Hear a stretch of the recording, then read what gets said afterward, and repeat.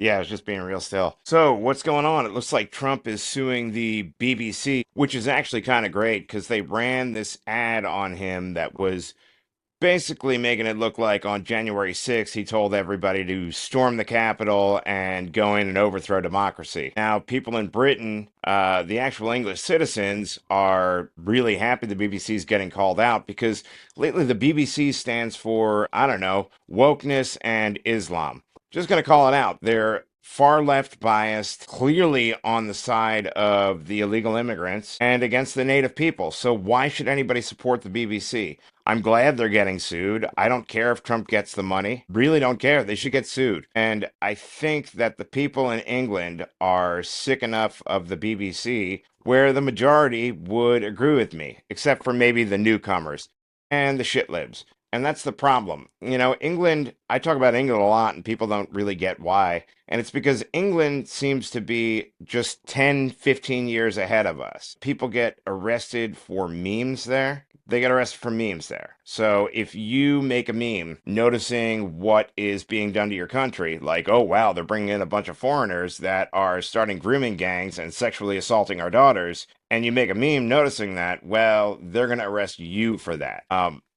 So, and the BBC defends all of that. The BBC seems hell bent on destroying England more so than they are reporting the news. And that's just the facts. I mean, they are absolutely out of their minds. And good on them. Keep going that route. You guys are completely biased. You hate the citizens of England. You've made it very clear where the battle lines are drawn. You are all for the immigrant and not for the indigenous English. It's funny, indigenous people matter pretty much everywhere except in countries that they're white. Huh. What's going on there? Not supposed to notice that. Well, you know, I think they've noticed that. I think everybody's noticed that. So it is what it is. In other news, the Jew crew over here has decided that Tucker Carlson is not allowed to do anything anymore because he interviewed Nick Fuentes. I did a video on Nick Fuentes. Apparently, he's this ultra terrifying far right guy, you know, and he said some crazy shit in the past. Well, but like, who hasn't,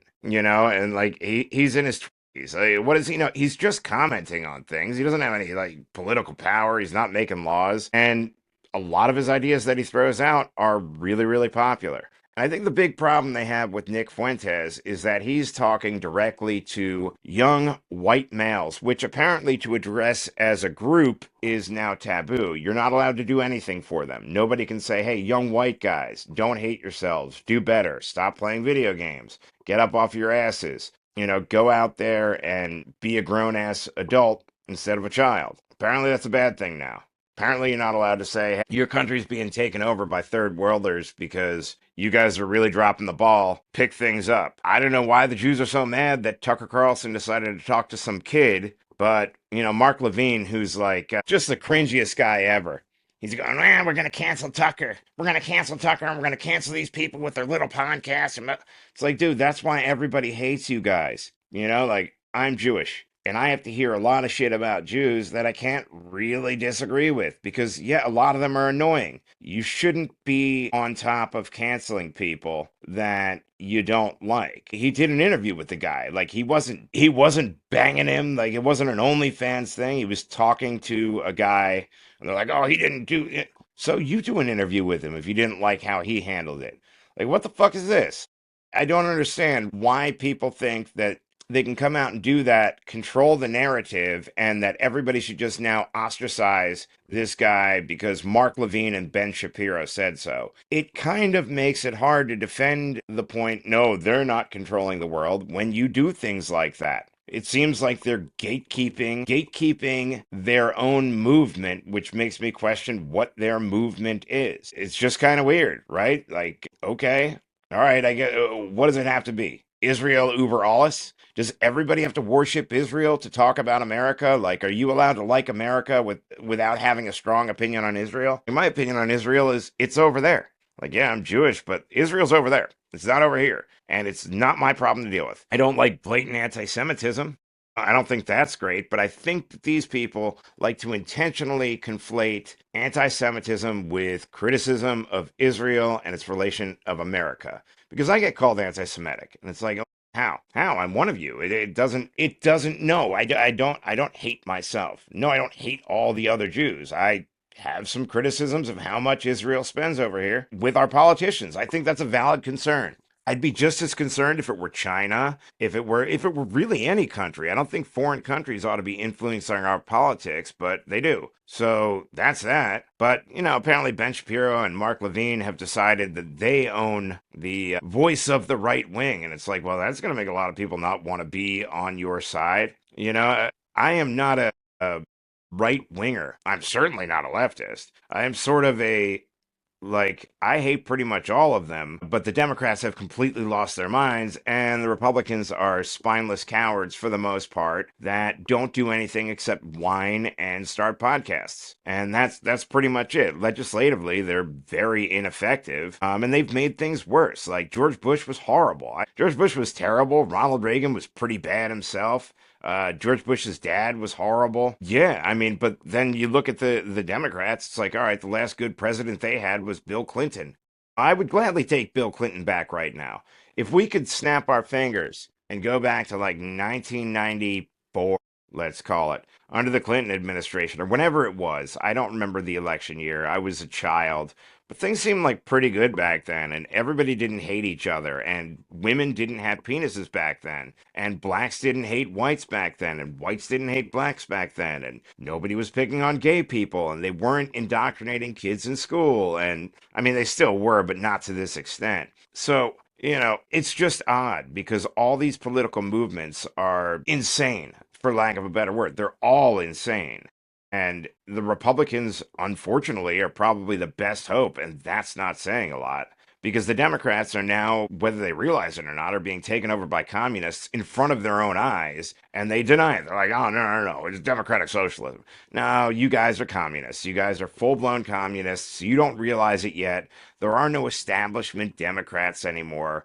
They're all calling for their ousting. What does that mean? That means the socialists, which are actually communists in your party, have all of the energy and they're going to completely take that over. Why? Because the establishment Democrats just sort of pandered and did whatever they could to enrich themselves and pandered to all these causes that nobody believes in. And who gets excited about like Nancy Pelosi or Chuck Schumer? Like, I don't like Mamdani. I think that he's absolutely dreadful. But on the flip side, the dude's running on something different. They're all terrible ideas, but like, I voted for Obama. I was swayed by those terrible ideas when I was young too, and I think it's high time people wonder why. Why? Well, because it's impossible to buy a house if you're in your 20s in this country. How about that for a good start? How about we start there and then we start talking about real problems and like how to solve them?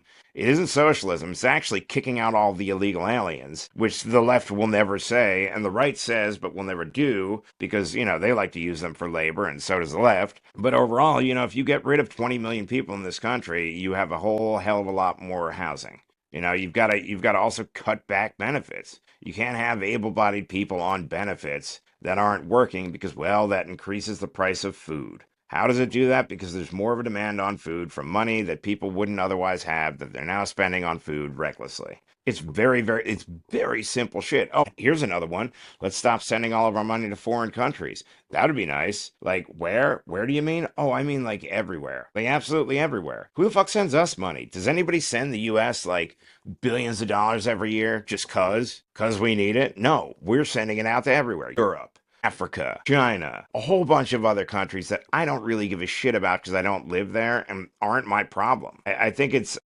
high time the United States just went, you know what? We got a lot of problems here. We got to fix them. And you can't just tax your way into fixing it. You've got to actually solve some of the root causes. And some of the root causes of a lot of our problems is the massive demographic changes that nobody will talk about, that nobody dare talk about for fear of being labeled racist. Well, they're happening. And you have a whole lot of people in this country that don't speak English, that don't speak the language, that are getting benefits, whether you want to admit it or not. I mean, it's already been proven time and time and time again, you know. But hey, all I ask is that the United States have the Martha's Vineyard policy, which is basically when illegal aliens come into our country, right? Like they did to Martha's Vineyard. They were there for 48 hours and then they were dealt with. They were sent away. Why? Well, because who wants illegal aliens? Who wants them in their communities? Nobody. That's the answer. Nobody. Not the black community, not the white community, not the Hispanic community. Nobody that's an American wants a whole shitload of illegal aliens. It doesn't make things better. Diversity is absolutely not our strength. There's nothing you have in common with somebody that you can't even communicate with.